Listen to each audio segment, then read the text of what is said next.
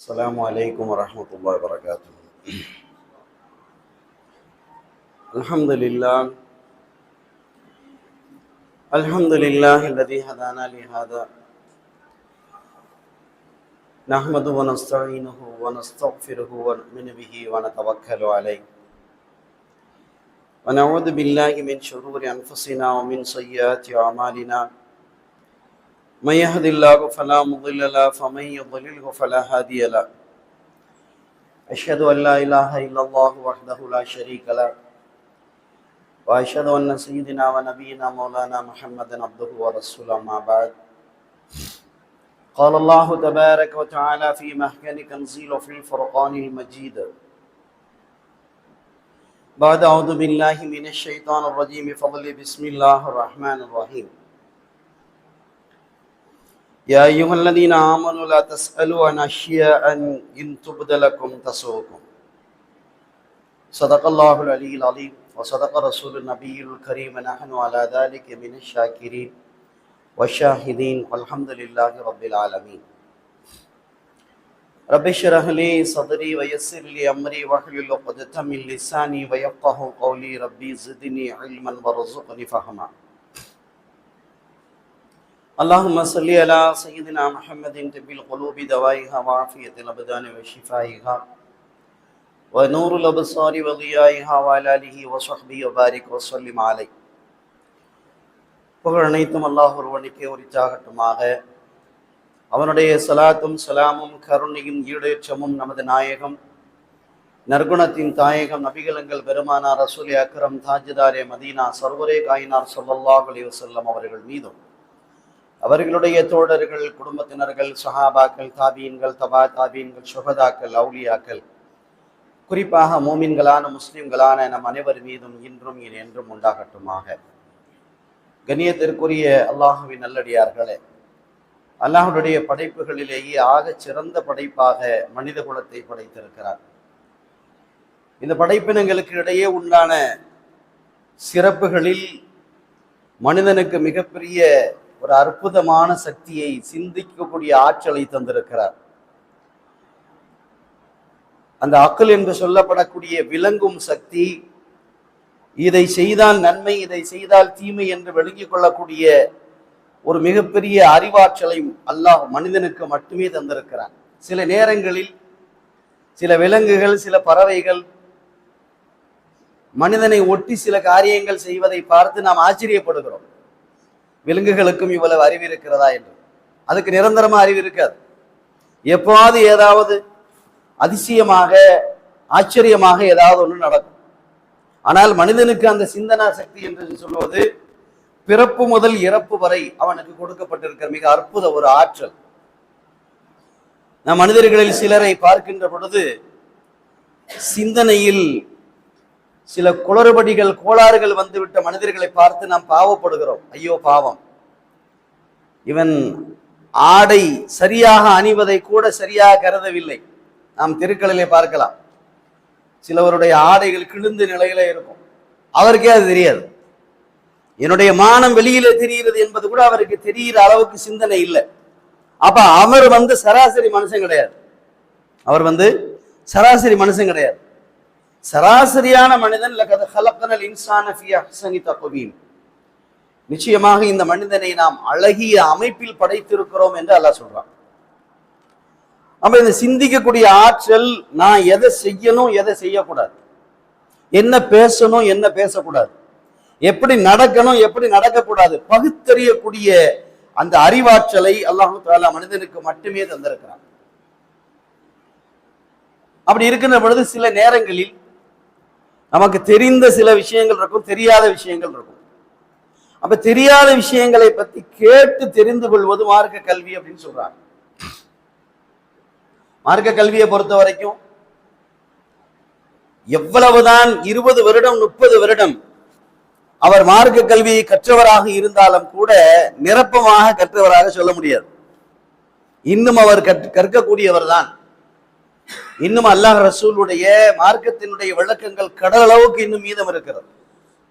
எந்த ஒரு மனுஷனும் சொல்ல முடியாது நான் மார்க்கத்தில் எல்லாத்தையும் தெரிஞ்சுக்கிட்டேன்னு சொல்லி. இன்னும் தெரிந்து கொள்ள வேண்டிய எவ்வளவோ இருக்கிறது. நான் எத்தனையோ விஷயங்களை சொல்லியிருக்கிறேன். ஒரு மார்க்க கல்வி சாலையில் மதரசாக்களில் 7 ஆண்டுகள் 10 ஆண்டுகள் படித்து முடித்து பட்டம் கொடுக்கிற நேரத்தில் அந்த பட்டம் கொடுக்கக்கூடிய ஆசிரியர்கள் என்ன சொல்லுவாங்க? நீங்க ஓதி முடிச்சிட்டீங்க, நாங்க பட்டம் தரல. நீங்கள் கிதாபுகளை தனியாக பார்த்து படிக்கிற அளவுக்கு நீங்க தேர்ச்சி ஆயிட்டீங்க. இனி நீங்கள் என்ன செய்யலாம்? அந்த கிதாபுகளை பார்க்கிற அளவிற்கு உங்களுக்கு தகுதி வந்து விட்டதுன்னு அந்த பட்டம் கொடுக்குறாங்க. ஓதி முடிச்சதுக்கெல்லாம் கிடையாது. அப்ப வாழ்க்கை முழுவதும் மார்க்க விஷயங்களை தெரிந்து கொண்டே இருக்க வேண்டும். எந்த ஒரு மனுஷனும் நான் எல்லாமே தெரிஞ்சுக்கிட்டேன்னு சொல்ல முடியாது. சில நேரங்களில் தெரியாதவற்றை தெரிந்து கொள்வதற்காக கேட்டு தெரிந்து கொள்ள வேண்டும் என்று மார்க்கத்தில் இருக்கிறது. அதே நேரத்தில் அந்த கேள்விகள் விஷயமாக சொல்லப்பட்டிருக்கிறது. குர்ஆன்ல நிறைய இடத்துல அல்லாஹ் பேசுவான். யஸ்அலூனக அனில் அஹில்லா, நபியே உங்கள்கிட்ட இந்த பிறையை பத்தி மக்கள் கேட்பாங்க. பிறை இருக்கு இல்லையா, கொஞ்சம் கொஞ்சமா வளருது, வளர்ந்ததுக்கு அப்புறம் கொஞ்சம் கொஞ்சமா தேயுது. இது ஏன் இப்படியா நடக்குது? ஒரே மாதிரி வச்சா என்ன? ஏன் அல்லாஹ் இப்படி இந்த மாதிரி ஒரு வேறுபாடு ஏன் வச்சிருக்கிறான்னு சொல்லி நபியே உங்கள்கிட்ட வந்து மக்கள் கேட்பாங்க. அதுக்கு என்ன பதில் சொல்லணும்னு சொல்றான் நபி ஸல்லல்லாஹு அலைஹி வஸல்லம் அவங்கள்ட்ட. அல்லாஹ் சொல்றான், பெருமானார் ஸல்லல்லாஹு அலைஹி வஸல்லம் அவர்கள் மக்களுக்கு சொன்ன விளக்கங்கள் எதுவுமே அவர்கள் தன்னிச்சையாக சொன்னதே கிடையாது. சொந்தமாக சொல்ல மாட்டாங்க. அல்லாஹ் எதை சொல்ல சொன்னானோ அதை தான் சொல்லுவாங்க. இங்க அல்லாஹ் சொல்றான், இந்த பிறை வளர்வதும் செய்வதுமாக பலவேறு விதமான தோற்றங்களில் இந்த மாதிரி இருக்கே, இதுக்கு என்ன விஷயம் சொல்லி கேட்கும் போது குல்ஹிய மவாகித்து லின்னாஸ், அல்லாஹ் சொன்னா இந்த பிறையை வைத்துத்தான் மனிதனுடைய நேரம் கணிக்கப்படுகிறது. இன்னைக்கு நவீன உலகத்துல நம்மளுடைய birth date of birth, date of wedding, கல்யாண தேதி, பிள்ளை பிறந்த தேதி எல்லாத்தையுமே இங்கிலீஷ் தேதியில குறிச்சு வச்சிருக்கிறோம். அது நமக்கு தேவையே இல்லை. நான் பிறந்த தேதி என்னன்னு சொல்லி மார்க்கத்துல ஷரியத்துடைய அரபி தேதி எனக்கு தெரியணும். அப்பதான் அவர் சரியான முஸ்லீம். சொல்ல முடியுமா? நான் பிறந்தது ஜனவரி 15 ஜனவரி 15 அல்லாட்டையும் எடுக்காது, ரசூல்லாட்டையும் எடுக்காது, மலக்குமார்ட்டையும் எடுக்காது. கவர்மெண்ட் மட்டும்தான் கேட்பான். கவர்மெண்ட் வந்து நமக்கு இந்த சக்கராத்துல் மௌத் வரைக்கும் தானேங்க. மௌத்துக்கு பிறகு உண்டான நீண்ட நெடிய வாழ்க்கை இருக்கிறது. சொர்க்கத்தின் வாசலில் நிறுத்தி வைத்து உங்க பெயர் என்னன்னு சொல்லி கேட்பாங்க. இன்னைக்கு ஸ்டைலா பேர் வச்சுக்கிறாங்கல்ல, ஸ்டைலா இன்னைக்கு பேர் வச்சுக்கிறாங்க. ஆயிஷ், தாயிஷ், தாயிஷ் என்னமோ வைக்கிறான். உங்களுடைய பெயர்கள் மலக்குமார்கள் பொருந்தி கொண்ட பெயராக இருந்தா மட்டும்தான் அங்கே அழைக்கப்படுவாங்க. உங்களுடைய பெயருக்கு முன்னாடி அப்துன்னு இருக்கணும், முஹம்மதுன்னு இருக்கணும். அல்லாஹ்வுடைய பெயர், ரசூலுடைய பெயர், நபிமார்களுடைய வலிமாருடைய பெயரோடு சார்ந்ததாக இருந்தா மலக்குமார் கூப்பிடுவாங்க. ஒரு பெரிய செல்வந்தர் போய் சொன்னாரா, எனக்கு பேரன் பிறக்க போறான், ஸ்டைலா பேரு தேர்ந்தெடுத்து வைங்கன்னு சொல்லி. பிறந்ததுக்கு அப்புறம் வாங்கன்னு சொன்னாங்க. அதே மாதிரி ஆம்பளை புள்ள பிறந்துருச்சு. போன உடனே போய் கேட்டிருக்காரு, என் பேரன் பிறந்துட்டான், ஸ்டைலா ஒரு பேர் சொல்லுங்க. அவங்க சொன்னாங்க, இப்ராஹிம்னு வைங்க, நூஹுன்னு வைங்க, ஈசான்னு வைங்க, மூசான்னு வைங்க, பெருமானார் ஸல்லல்லாஹு அலைஹி வஸல்லம் பெயரை வைங்கன்னு சொல்லும் போது, என்னையா இதெல்லாம் பழைய பஞ்சாங்கமா இருக்கு, ஸ்டைலா ஒரு பேர் சொல்லுங்க. உலமாக்கள் வந்து கிதாபுல உள்ளது நபிமார்களுடைய பெயரு வலிமாருடைய பெயர் தான் சொல்லுவாங்க. அவங்க சொன்ன உடனே இந்த பேர்ல எனக்கு தேவையில்லை, சரி நீங்களே வச்சுக்கோங்கன்னு சொன்ன உடனே அவர் டிங்கிலின்னு வச்சார். என்ன சொன்னாரு? டிங்கிலின்னு பேர் வச்சார். என்ன அர்த்தம் தெரியாது. அரபியில பேர் இருக்கா, அந்த ரசூலுடைய அர்த்தம் இருக்கிறதா, அல்லாஹ் ரசூல் பொருந்தி கொண்டார்களா? மலக்குமாரே கூப்பிட மாட்டாங்க மௌத்தானதுக்கு அப்புறம். யோசிக்கணும் பேர் வைக்கிறது. பேர் வைக்கும் போது நாம யோசிக்கணும். அப்துல் காதருடைய மகன் அப்துல் ரஸாக் அப்படின்னு சொன்னா மலக்குமார் கூப்பிடுவாங்க. அப்துல் ரஸாக் இப்னு அப்துல் காதர் சொல்லி சொர்க்க வாசல்ல கூப்பிடுவாங்க. இன்னைக்கு செயலுக்காக வேண்டி உலகத்துல எல்லாரும் செயலா கூப்பிடணும்னு சொல்லி நாகரிகமா பேர் வச்சா மலக்குமார் அந்த பேர் வாயில விளையாண்டு க்ளோஸ் பண்ணிடுவாங்க ஒரு ஃபைல. யோசிக்கணும்.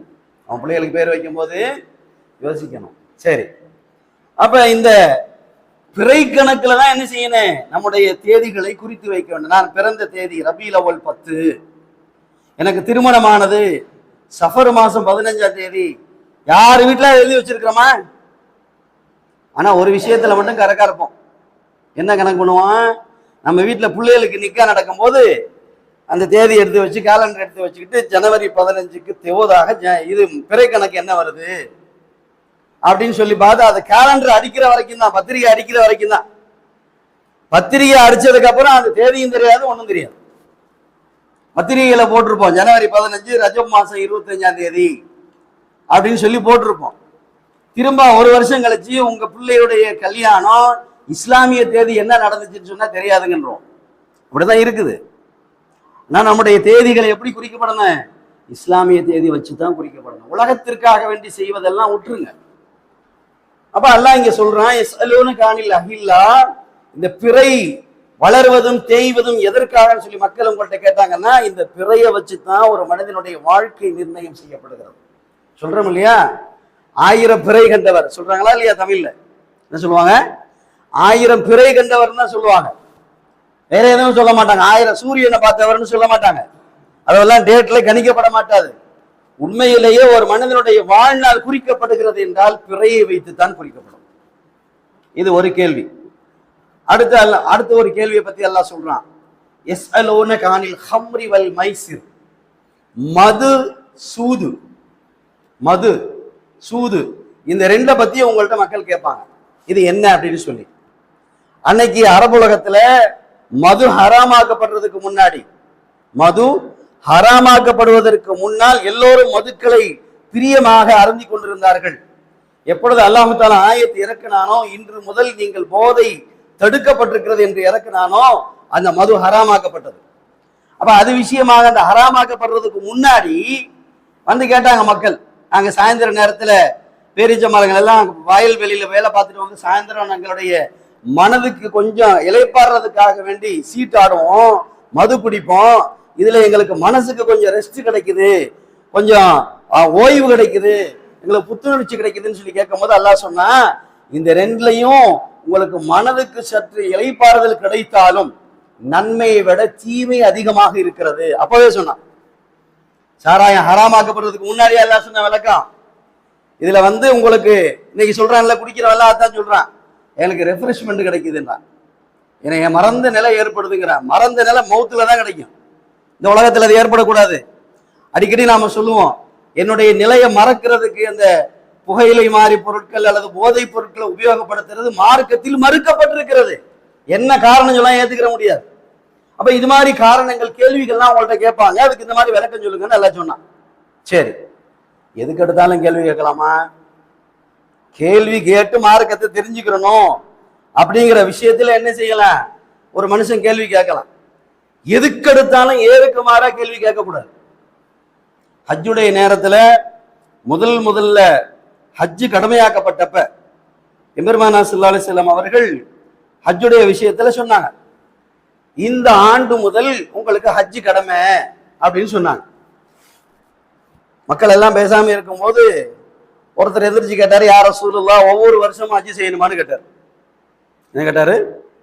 ஹஜ்ஜு கடமைன்னு முதல்ல ரசூலுல்லாஹ் சொல்றாங்க, இந்த வருடத்திலிருந்து உங்களுக்கு ஹஜ்ஜு கடமை அப்படின்னு சொல்லும் போது ஒருத்தர் எதிர்த்து கேட்டாரு, யா ரசூலுல்லாஹ் ஒவ்வொரு வருஷமும் ஹஜ்ஜு செய்யணுமான்னு. நபி ஸல்லல்லாஹு அலைஹி வஸல்லம் அமைதியாவே இருக்கிறாங்க, அவரு விடுற மாதிரி இல்லை. திரும்ப எந்திரிச்சு கேட்கிறார், யா ரசூலுல்லாஹ் ஒவ்வொரு வருஷமும் ஹஜ்ஜு கடமையான்னு கேட்டார். நபி ஸல்லல்லாஹு அலைஹி வஸல்லம் முகத்தில் கோபத்தின் ரேகைகள் தட்டுப்பட்டது. வலவ் குல்து நஅம் லவஜபத். ரசூலுல்லாஹ் சொன்னாங்க, நான் ஆமான்னு சொல்லிட்டேன்னா ஒவ்வொரு வருஷமும் ஹஜ்ஜு கடமை ஆயிரும். ஏன் என்ன திரும்ப கேள்வி கேட்குறீங்க? நான் சொன்னது ஹஜ்ஜு கடமை, வாழ்க்கையில் ஒரு தடவை தான் ஹஜ்ஜு. எவ்வளவு கடமை? அது எவ்வளவு பெரிய கோடீஸ்வரனா இருக்கட்டும், மில்லியனியரா இருக்கட்டும், பில்லியனியரா இருக்கட்டும், அது பணத்திலே படுத்து தூங்கட்டும், ஹஜ்ஜு எவ்வளவுதான் கடமை? ஒரு மனிதனுக்கு ஒரே ஒரு ஹஜ்ஜு தான் கடமை. பகட்டுக்காக, பெருமைக்காக, விளம்பரத்துக்காக தான் வருஷத்துக்கு ஒரு தடவை, 10 வருஷத்துக்கு ஒரு தடவை. நம்ம தமிழ்நாட்டில் சில ஊர்களில் பழக்கம் இருக்கு, ஒரு தடவை ஹஜ்ஜுக்கு போயிட்டு வந்தா ஹாஜின்னு சொல்லுவாங்க, 2 தடவை ஹஜ்ஜுக்கு போயிட்டு வந்தா அல் ஹாஜின்னு சொல்றது. இதெல்லாம் மார்க்கத்தில் கிடையவே கிடையாது, எங்கேயுமே கிதாப்ல இல்லை. இன்னொரு கேள்வி கூட கேட்டாங்க, ஹாஜின்னு பட்டம் எங்கே கொடுக்குறாங்க? மக்காலயா மதினாலயான்னு கேட்டாங்க. பட்டமெல்லாம் கிடையாது, அது ஒரு பட்டமும் டைட்டில்லாம் கிடையாது, கடமையை நிறைவேற்றிட்டு வர்றாரு, அவ்வளவுதான். இதுக்கு இவரா போய் என்ன செய்யக்கூடாது? சில ஊர்களை நான் பார்த்துருக்கிறேன், கல்யாண தப்தர் எழுதும் போது சாட்சி 2 பேர் கூப்பிட்டு வருவாங்கல்ல, அந்த சாட்சியில ஒருத்தர் உங்க பேர் என்ன? ஹாஜி முகமது இப்ராஹிம். அப்ப புக்ல எழுதுறவர் வெறும் முகமது இப்ராஹிம் எழுதிட்டார். சண்டைக்கு போறாரு இவர். என்னங்க நாங்க ஆட்சின்னு போறேன், நீங்க முகமதி போறேன். அவர் கேட்டாரு, இந்த பட்டம் எங்கே வாங்கினீங்கன்னு கேட்டாரு. இது பட்டம் இல்லை, தொழக்கூடியவருக்கு தொழுகையாளி, நோன்பு வைக்கிறவருக்கு நோம்பாளி, ஜக்காத்து கொடுக்கிறவர் ஜக்காத்து கொடுக்கிறவர், ஹஜ்ஜி செஞ்சவருக்கு ஹஜ்ஜி செஞ்சவர், அவ்வளவுதானே தவிர இதை ஒரு பேர் எழுதி பிளாஸ்டிக்ல பேர் எழுதி முன்னாடி போடுறது இல்லை. அப்ப ரசூல் ஸல்லல்லாஹு அலைஹி வஸல்லம் அவங்க சொன்னாங்க, நீங்க ஹஜ்ஜுடைய விஷயத்தை நான் பொதுவா சொன்னேன், ஹஜ்ஜி கடமைன்னு சொல்லி, நீங்க ஒவ்வொரு வருஷமும் ஹஜ்ஜி கடமையான்னு கேட்டா நான் ஆமான்னு சொல்லியிருந்தா என்ன ஆயிருக்கும்? ஒவ்வொரு வருஷமும் கடமையாயிருமா இல்லையா? அப்ப கேள்வி கேட்பதற்கு முன்னால் யோசிக்க வேண்டும். அதுவும் அல்லாஹ் ரசூல்கிட்ட பெருமானார் ஸல்லல்லாஹு அலைஹி வஸல்லம் அவங்களுடைய விஷயத்துல கேள்வி கேட்கும் போது என்ன செய்யணும்? ரொம்ப எச்சரிக்கையாக இருக்கணும். இமாம் ஷாஃபி ரஹ்மத்துல்லாஹி அலைஹி அவர்கள், ஹல் யஜூஸு லில் மஹ்ரமி அன் யுஹலிக யத்னிஹி, ஒரு இஹ்ராம் ஆடை அணியிற நேரத்துல, இஹ்ராம் கட்டுறாங்க இல்லையா, இஹ்ராம் நேரத்துல ஒரு மனிதன் அவருடைய உடல்ல அரிப்பு ஏற்பட்டுச்சு அப்படின்னு சொன்னா சொரியலாமான்னு ஒருத்தர் கேள்வி கேட்கிறார். அவங்க மார்க்க மேத யாரு? இமாம் ஷாஃபி ரஹ்மத்துல்லாஹி அலைஹி அவங்க மார்க்க மேத. சஹாபாக்களுக்கு அடுத்த காலத்துல வந்தவங்க, தாபியுடைய காலத்துல வந்தவங்க. அவங்கள்ட்ட போய் ஒருத்தர் கேட்கிறாரு, நான் எஹ்ராம் கட்டி இருக்கிற நேரத்துல எனக்கு உடலில் அரிப்பு ஏற்பட்டால் சொரியலாமா? அப்ப இமாம் ஷாஃபி என்ன சொன்னாங்க? சொரியலாம். முடிஞ்சு போச்சு கேள்விக்கு பதில். திருப்பா இருந்தாலும் கேட்கிறான், என்ன கேட்கிறான்? எவ்வளவு சொரியலான்னு கேட்கிறான். இது இடக்கு முடக்கா இல்லையா? என்னங்க, இப்படித்தான் சில நேரத்துல கேள்வி மன்னர்கள் இருப்பாங்க. விளக்கத்தை தெரிஞ்சுக்கிறேனுங்கிறது கேட்கறது இல்லை, யார் பதில் சொல்றாரோ அவரை சுத்தி விடணும், அந்த எண்ணத்துல கேட்கறது. கேட்டாரு, எஹ்ராம்ல சொரியலாமான்னு கேட்டாரு, சொரியலான்னு பதில் சொல்லிட்டாங்க, முடிஞ்சு போச்சு. அதோட அவர் போயிருக்கணும். அவர் என்ன கேட்டாரு? திரும்ப எவ்வளவு சொரியலான்னு கேட்டார். இமாம் ஷாஃபி சொன்னாங்க, எலும்பு தெரிகிற வரைக்கும் சொரியலான்னு. முடியுமா? இது இவன் கேள்வியால வந்தவன. இவனுடைய குர்ஆனுடைய ஆரம்பத்தில் சூரத்துல் பக்கரா இருக்குங்க, அவங்களுக்கு நம்ம எல்லாருக்கும் தெரியும். குர்ஆன்லயே பெரிய சூரா சூரத்துல் பக்கரா. அந்த பக்கராவினுடைய தலைப்பு என்ன? பக்கரான காலமாடு. அந்த சூராவுக்கு பேர் வந்தது என்ன? மூசா அலைஹிஸ்ஸலாம் காலத்துல ஒரு மனிதனை அநியாயமாக கொலை செஞ்சுட்டாங்க. யாரு கொலை செஞ்சாங்கன்னு தெரியல, ராத்திரியை கொலை செஞ்சு போட்டு போயிட்டாங்க. கொலை செஞ்சவன் யாருன்னு தெரியல. அப்ப மக்கள்லாம் மூசாட்ட கேட்டாங்க, மூசா அலைஹிஸ்ஸலாம் அவங்கள்ட்ட, அல்லாஹ்வுடைய நபி நீங்க தானே, யாரு கொலை செஞ்சான்னு தெரியல, கண்டுபிடிக்கணும்னு சொல்லி. அப்ப அல்லாஹ்ட்ட கேட்கிறாங்க மூசா அலைஹிஸ்ஸலாம். அல்லாஹ் சொன்னா, ஒரு காளை மாட்டை அறுத்து அந்த காளை மாட்டுடைய இறைச்சியை கொண்டு போய் இறந்தவன் மேல அடிங்க, பதில் தெரியும்னு அல்லாஹ் சொல்லிட்டான். அதோட விட்டுருக்கணுமா இல்லையா? இவன் என்ன கேட்டான்? காளை மாடு எத்தனை வயசுல இருக்குன்னு கேட்டான். குர்ஆன்ல வருது, தெளிவா எடுத்து பாருங்க. குர்ஆன்ல அரை ஜுஸுக்கு முன்னாடி படிப்படியா இந்த கேள்விகள் வரும். அந்த காளை மாடு என்ன வயசுல இருக்கும் அப்படின்னு கேட்டான். அவங்க சொன்னாங்க, கலடாவும் இருக்காது, வாலிபமாவும் இருக்காது, நடுத்தர வயசுனாங்க. திரும்ப கேட்கிறான், மாட்டுடைய கலர் என்ன? மா லவுன்ஹா, மாடு என்ன கலர்னு கேட்டான். முதல்ல ஒரு காளை மாட்டை அறுத்து அடிங்கன்னு சொன்னா அதோட அறுத்தத வேலை முடிஞ்சு போயிருக்கேன். இவன் கேள்வி மேல கேள்வி கேட்க கேட்க கேட்க மசாயில் சிக்கலா போச்சு. மா லவுனுஹா, அதனுடைய நிறம் என்ன அப்படின்னு சொல்லி கேட்ட உடனே மூசா அலைஹிஸ்ஸலாம் திரும்ப அல்லாஹ்ட்ட கேட்டாங்க, தஸ்ரு நஃப்ரா, அது மஞ்சள் நிறத்துல இருக்கும்டா. மஞ்சள்ல எங்கேயாவது மாடு இருக்குமாங்க? உலகத்துல மஞ்சள் கலர் மாடு எங்கேயாவது இருக்குமா? பார்த்துருக்கமா? இவை கேட்டதுனால வந்த வேணா பாருங்க, உலகத்துல எங்கேயுமே அந்த மாடு கிடைக்கல. கடைசியில அல்லாஹ் வாக்கு கொடுத்ததுனால, அல்லாஹ்வுடைய வாக்கு, ஒரு மாடு என்ன செய்யறான்? மஞ்சள் நிறத்தில் காளை மாடு தக தகன்னு மேய்ஞ்சிக்கிட்டு இருக்கு. அதை போய் பிடிச்சி அறுத்திட்டு வந்தான். அறுத்திட்டு வந்து அவன் மேல அடிச்சு அந்த கொலையாளியை கண்டுபிடிச்சாங்க. இப்ப இந்த விஷயத்தை பத்தி முஃபஸ்ஸிரீன்கள் சொல்றாங்க, இவங்க கேள்வி கேட்காம இருந்திருந்தா என்ன இருக்கும்? ஏதோ ஒரு மாட்டை அறுத்து கொலையாளியை கண்டுபிடிச்சிருக்கலாம். இப்ப என்ன நிறம், என்ன வயசு, அது உழுது இருக்குமா உழுது இருக்காதா, கேட்க கேட்க கேட்க மசாயில் சிக்கலா போயிடுச்சு. அப்ப இது மாதிரி என்ன செய்யக்கூடாது? கேள்வி கேட்கறது எடக்கு மடக்கா கேட்குன்னு கேட்கக்கூடாது. இமாம் அபூ ஹனீஃபா ரஹ்மத்துல்லாஹி அவங்கள்ட்ட போய் ஒருத்தன் கேள்வி கேட்டான், இமாம் அவர்களே, நான் குளத்துல குளிக்கிறேன், நீங்க சொல்லியிருக்கிறீங்க எதா இருந்தாலும் கிபிலாவை முன்னோக்கணும், கிபிலாவை பார்த்து செய்யணும், கிபிலாவை பார்த்து செய்யணும்னு சொல்லியிருக்கிறீங்க. இப்ப நான் குளத்துல இறங்கி குளிக்கிறேன். குளத்துல இறங்கி குளிக்கும் போது நான் கிபிலாவை முன்னோக்குவதா பின்னோக்குவதா அப்படின்னு மசாயில் கேட்கிறார். இது மார்க்கத்தை விளங்குறது கேட்ட கேள்வி? அது மார்க்க கேள்வியே கிடையாது. இது குளத்துல இறங்கி குளிக்கிறவன் எப்படி குளிச்சா என்னங்க?